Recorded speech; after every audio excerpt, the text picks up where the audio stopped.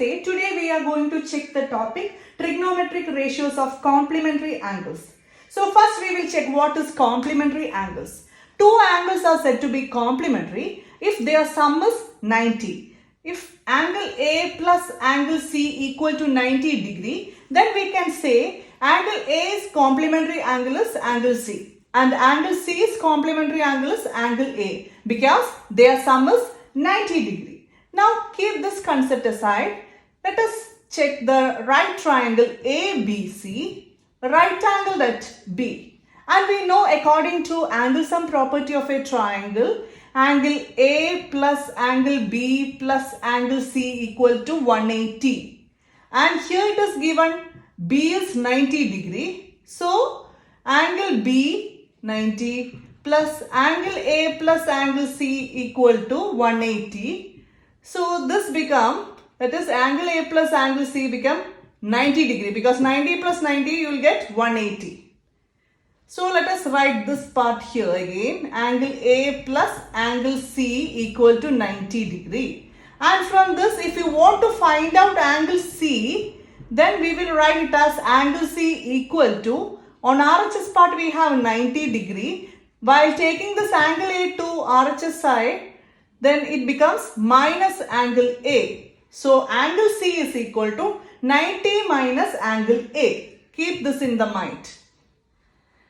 Now coming to the right triangle again, we will discuss about the trigonometric ratios. So here we know sine A.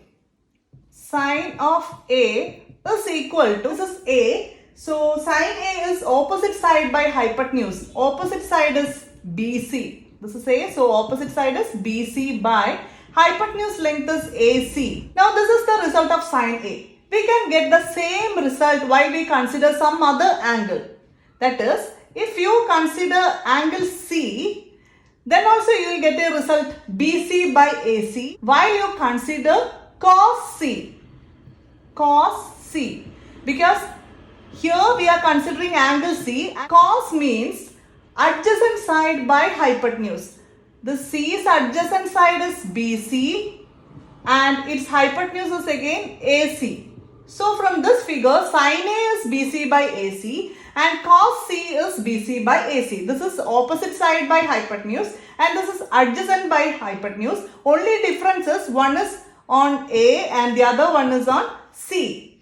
So we can write here sin A equal to cos C. And we know angle C can be written as 90 minus angle A. So instead of C, we will write here sin A equal to cos. Instead of C, we will write 90 minus A. So this is the new equation, that is sin A equal to cos 90 minus A. Similarly, we will consider another value, that is cos A. Now cos A means depending on A. Consider this A, cos is adjacent by hypotenuse, that is this A's adjacent side is AB by hypotenuse is AC. Now we will get the same result while considering some other angle. Considering this C, while we find out sin C means opposite side by hypotenuse. Sin of C is opposite by hypotenuse. C's opposite side is again AB. By hypotenuse is AC. So here cos A is adjacent by hypotenuse and sin C is opposite by hypotenuse. But we got the same result. So we can say cos A equal to sin C. Cos A equal to sin C. Again, instead of C we can write 90 minus A. So here sin C we will write it as 90 minus A, that is sin 90 minus A. So we got sin A is cos 90 minus A, cos A is sin 90 minus A. Now coming to the other value, tan of A.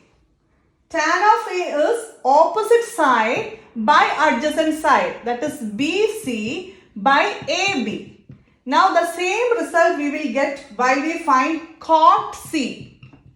Cot C is, here C, cot C is adjacent by opposite, that is again BC by AB. So these two values will be equal. Tan A will be equal to cot C. But instead of C, we will apply this equation, that is tan A is equal to cot of 90 minus A. Similarly, we can find some new equations. That is sine of A, we already found cos 90 minus A. Now cos A is equal to sine 90 minus A. Tan A is equal to cot 90 minus A. Like that, cosec A will be equal to sec 90 minus A. And sec A is equal to cosec 90 minus A. And cot A is equal to tan 90 minus A. Now, these are the new equations we are going to learn. We will do problems based on these equations.